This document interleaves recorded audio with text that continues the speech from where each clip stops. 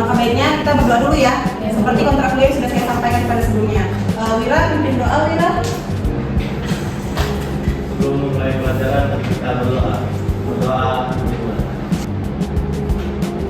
selesai. Oke, baik. Kira-kira dari kelas ini ada yang hadir? Ada, Bu. Siapa yang hadir? Sepatu. Oke, kenapa sepatu tuh? Keterangannya apa? Izin ya, Bu. Izin. Oke, karena sepatu izin, ya semoga minggu besok dia bisa bergabung kita ya, supaya bisa mengikuti perkuliahan pada seperti pada mestinya. Oke, kita masuk ke mesin learning. Ada yang tahu apa itu mesin learning? Pembelajaran mesin, iya kan? Pembelajaran mesin, benar. Oke, tapi sebelum kita masuk ke mesin learningnya, kita harus tahu dulu turunan dari mesin learning ini. Nah, jadi mesin learning ini merupakan turunan dari AI ataupun artificial intelligence. Jadi sebelum ke mesin learningnya kita harus si AI ini kan memiliki kemampuan mesin untuk meniru kecerdasan dan perilaku manusia berdasarkan data. Jadi data-data ini dikelola menjadi sebuah AI ataupun sebuah alat. Kira-kira ada yang tahu nggak alat AI yang sering digunakan? GPT. Oke, itu lebih ke sistem ya. Oke, di AI ini, di artificial intelligence ini, itu sudah ditanamkan yang namanya mesin learning. Jadi mesin cerdas, sehingga dia bisa digunakan sebagaimana mestinya. Oke, jadi mesin learning itu merupakan cabang ilmu dari kecerdasan buatan. Jadi seperti tadi ya, AI ya, kecerdasan buatan yang memungkinkan komputer belajar dari data dan meningkatkan kinerja tanpa diprogram secara eksplisit. Oke, ada pun tujuan dari mesin learning. Yang pertama itu di sini katanya mengenali pola dari data, kemudian membuat sebuah prediksi dan membantu mengambil keputusan secara otomatis. Contohnya adalah Google Translate. Kenapa Google Translate? Tahu nggak? Oke, dia mampu mentranslatekan sesuai dengan apa yang kita mau. Misalnya kalian maunya dari bahasa Inggris ke bahasa Indonesia, dia bisa mentranslate ke bahasa Indonesia, ya kan? Atau kebalikannya, atau bahkan kalian mau mentranslatekan ke dalam bahasa Arab sehingga dia menjadi bahasa Arab, gitu kan? Ya benar. Terus katanya di sini ada sistem rekomendasi Spotify. Kira-kira kenapa Spotify?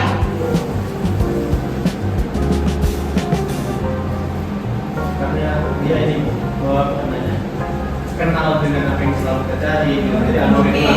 Algoritmanya membaca ya dengan apa yang sering kita cari. Dia bisa gini, kalian mencari lagu Raisa misalnya, yang kalian putar tuh seringnya Raisa, sehingga si Spotify ini akan merekomendasikan ya musik-musik si Raisa gitu. Nggak mungkin dari si Raisa ini ke musik yang lain gitu. Walaupun sedikit ada kemungkinan kecil musik yang lain muncul, tapi bakal lebih sering adalah si Raisa gitu.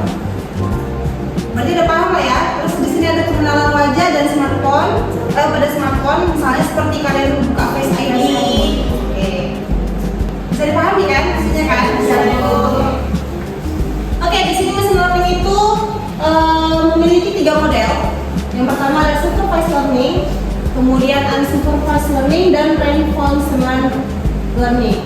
Nah, di supervised learning ini dia itu memiliki 2 konsep model lagi, yaitu klasifikasi dan regresi. Dimana klasifikasi itu dia harus melakukan pelabelan. Jadi yang labelnya sama, misalnya seperti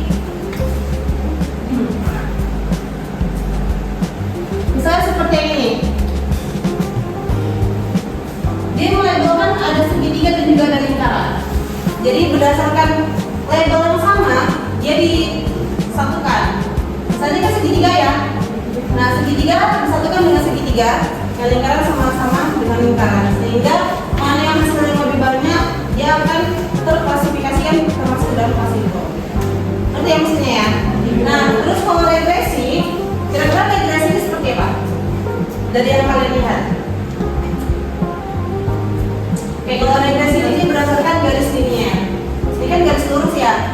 Nah, jadi mana yang paling banyak, dia termasuk dalam kelas itu. Misalnya nih, lingkarannya ternyata lebih banyak di sini daripada yang di atas. Di atas hanya 2, yang di bawah ada 4. Maka dia termasuk ke dalam golongan kelas yang di bawah. Paham ya? Oke, kemudian ada clustering. Di unsupervised learning-nya, clustering ini dia berdasarkan pengelompokan. Jadi dia dikelompokkan mana yang dianggap sama masuk ke dalam kelompoknya. Misalnya ini kelompok ungu dan kelompok kuning, ya kan? Nah kalau udah dikelompokkan mana yang hasilnya lebih banyak, itulah dia termasuk ke dalam golongan kelompoknya. Gitu. Paham ya? Konsepnya sebenarnya sama, mau yang klasifikasi, regresi, clustering itu sama semua. Cuman kalau di klasifikasi dia berdasarkan label, regresi dia berdasarkan garis linear, kemudian clustering dia berdasarkan pengelompokan. Terus ada di sini association. Association ini dia berdasarkan pengelompokan uji coba. Kita coba-coba misalnya yang kotak ini kita samakan dengan ini. Misalnya kita gariskan gini. Kira-kira ada lagi nggak yang sama seperti ini? Misalnya ada itu jauh ya gini ya, bisa ya? Oke, seperti itu. Terus kalau misalnya yang segitiga dengan yang lingkaran ada berapa gitu. Jadi kita coba-coba. Terus mana yang lebih banyak, itulah di hasil prediksinya. Jadi konsep dari pembelajaran mesin seperti itu.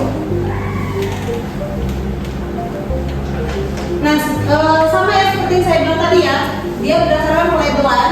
Jadi misalnya yang burung hantu dengan si tupai dengan si musa, dia mana yang lebih banyak, sehingga dia nanti bisa masuk ke prediksi yang mana gitu. Misalnya dari gambar ini, kira-kira yang lebih banyak yang mana? Si tupai ya? Tupainya ada 4 kan? Maka dia termasuk ke dalam kelas tupai. Jadi dari data ini, data yang ada, itu dia menghasilkan prediksi ataupun klasifikasi tupai gitu.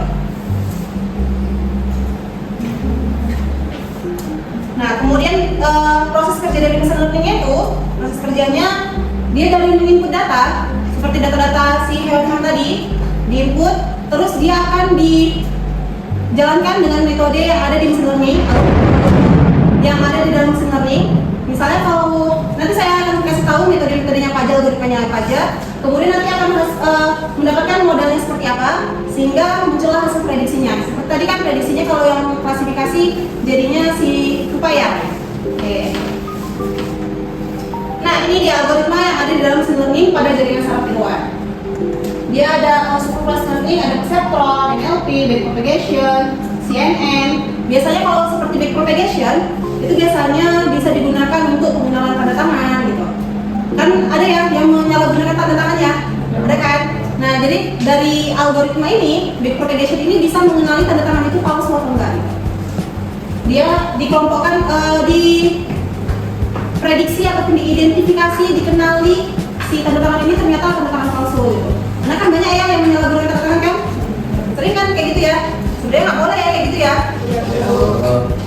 Kemudian terkait dengan ayat Al-Quran, di sini katanya di Quran surah Ar-Ra'd ayat 3, dan dia yang menghempaskan bumi dan menjadikan gunung-gunung dan sungai-sungai di atasnya, dan padanya dia menjadikan semua buah-buahan berpasang-pasangan, dia menentukan malam kepada siang. Sungguh pada yang demikian itu terdapat tanda-tanda kebesaran Allah bagi orang-orang yang berpikir. Jadi kayak misalnya tadi ya, kalau hewan tadi kan dikelompokkan gitu, jadi dia berdasarkan dikelaskan gitu lah.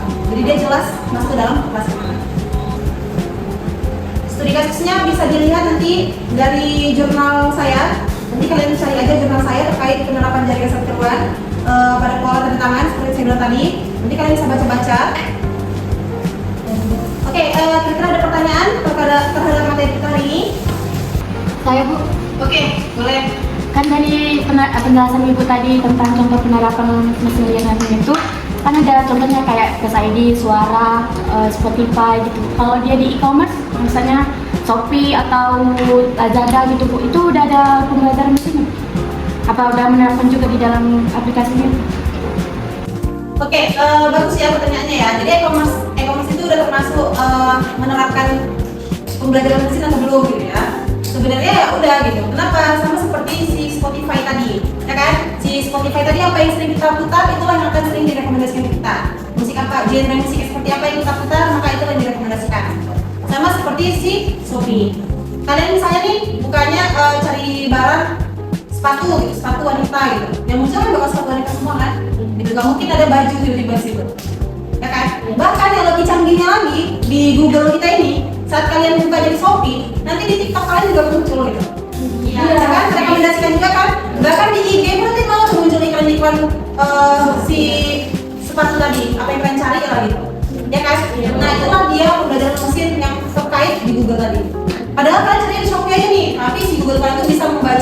Shopee tadi. Bukan cuma Shopee yang bisa membaca, tapi si Google juga membaca si Shopee tadi gitu. Jadi sehingga bisa merekomendasikan di e-commerce yang lain ataupun di sosial media gitu. Ya kan? Oke, ada lagi pertanyaan? Tidak ada, Bu. Ada? Oke.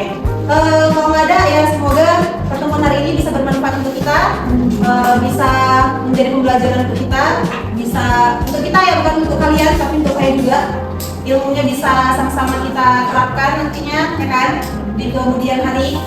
Baiklah, terkait dari materi ini, saya mau memberikan satu tugas ke kalian. Tugasnya mudah, kalian cari ataupun kalian analisis terkait isu-isu ataupun sistem ataupun hal apa yang ada di sekeliling kita yang sering kalian gunakan terkait pembelajaran mesin.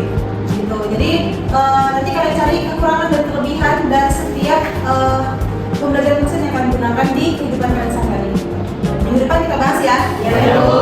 Sebelum kita akhiri, kita berdoa dulu lah ya. Sampingnya lah Bang dan Ulat. Kita doa Bang Dani.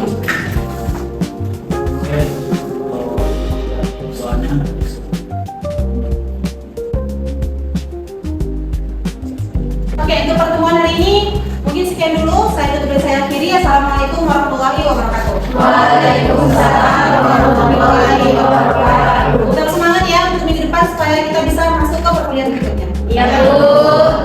Yang mau keluar udah boleh ya. Ya, Bu.